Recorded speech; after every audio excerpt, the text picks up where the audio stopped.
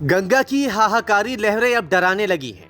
मोक्षदायिनी गंगा अब प्रलयकारी हो गई है।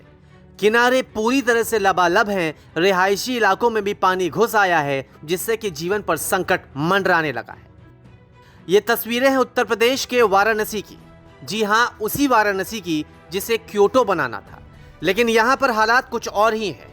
बनारस की बात करें तो गंगा कई जगह खतरे के निशान से ऊपर चल रही है। गंगा के उफान से आसपास के इलाके डूब गए हैं, गांव में पानी भरा है। इस इलाके में चलती नाव को देखकर भ्रम में मत पड़िए। ये नदी नहीं है, गांव है। गांव के खेत हैं, जहां गांव के लोगों के गले तक पानी पहुंच गया है और देश का भविष्य प्लास्टिक के टोकरे में तैर रहा है।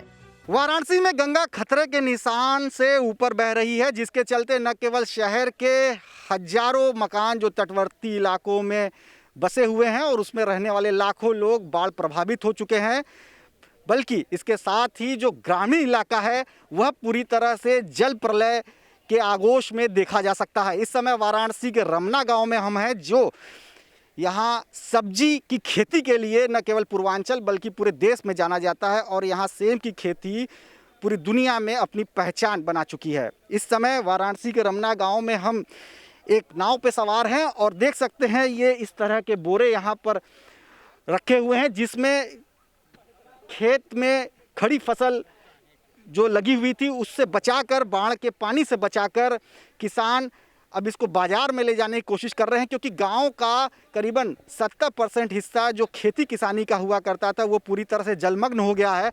वाराणसी के रोहनिया विधानसभा का रमना गांव, जो कि लंका क्षेत्र में आता है, यूं तो सब्जियों की पैदावार और खासकर सेम की सब्जी के लिए भारत ही नहीं विदेशों तक चर्चित है।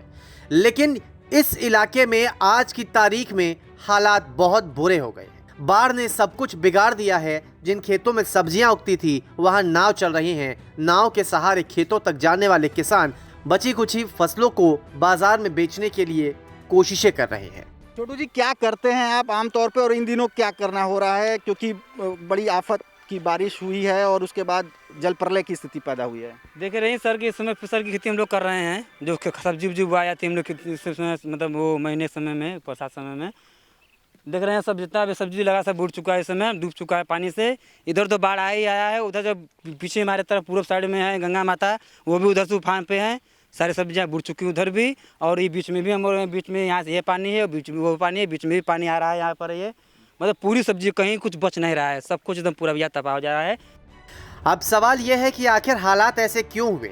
जिस काशी को क्योटो बनाने का सपना दिखाया गया था वो तो समंदर सा बन गया है। ऐसा भी नहीं है कि इस पानी को रोका नहीं जा सकता था। तटबंध बनाकर इस समस्या का समाधान हो सकता था, लेकिन हुआ नहीं। तटबंध बनाने का सर्वे पहले हो चुका है, लेकिन बन नहीं पाया। चेतावनी भी दी गई है गांव वालों की ओर से कि अगर गांव में गंगा का पानी रोकने के लिए तटबंध नहीं बना तो याद रहे कि सभी गांव 2022 में मतदान का बहिष्कार करेंगे। क्या उपाय क्या है? आप लोग कभी आवाज उठाएं? तटबंध जो हम लोग प्रधानमंत्री ने हमारे प्रधान निकाले थे ना, उस समय बताए थे कि हम लोग सर्वे किए, उसके बाद काम का कहाँ गया कहाँ नहीं कुछ पता नहीं चला। कभी कोई विधायक, कभी मंत्री इस गांव में आया, यहाँ के हाल चाल लिया? नहीं, कुछ नहीं, कोई नहीं आया। एक मेरे प्रधान जी है, यही दिन आज बकाये लगे रहते हैं। बाढ़ के दौरान जहाँ पर करीबन हफ्ते 10 दिन से बाढ़ का पानी आ चुका है और लोग किसी तरह, किसान यहाँ पर अपने खेत में लगे फसल को, जो खड़ी फसल थी वो पानी में डूब चुकी है, उसका कुछ हिस्सा ही बचाकर ला पा रहे हैं। और इनका साफ कहना है कि कोई भी मंत्री या इनके क्षेत्र का विधायक अभी तक इनको पूछने नहीं आया और एकमात्र इस जल प्रलय से बचने का विकल्प ये है कि यहाँ पर तटबंध लगाया जाए। लेकिन उसका भी आश्वासन मिला है और सर्वे तक हुआ है, लेकिन अभी तक जमीनी हकीकत पे वे उतर नहीं सका है। बनारस में बाढ़ से हालात बेकाबू होते जा रहे हैं। गंगा खतरे के निशान से लगभग 1 मीटर ऊपर बह रही है, तो वहीं सहायक नदियों में भी जल स्तर काफी बढ़ गया है। अब नदियों के किनारे हजारों मकान बने हैं जिसमें कई लोग रहते हैं। अब उनकी जान जोखिम में है और किसी तरह वो बस पलायन की कोशिश कर रहे हैं।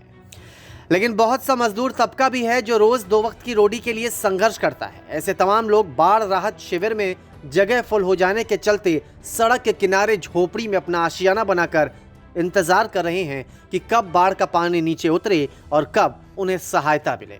लेकिन दूसरी ओर इस पर कोई सुनवाई हो नहीं रही है, उल्टा झोपड़ी तोड़ने की कोशिश होती है।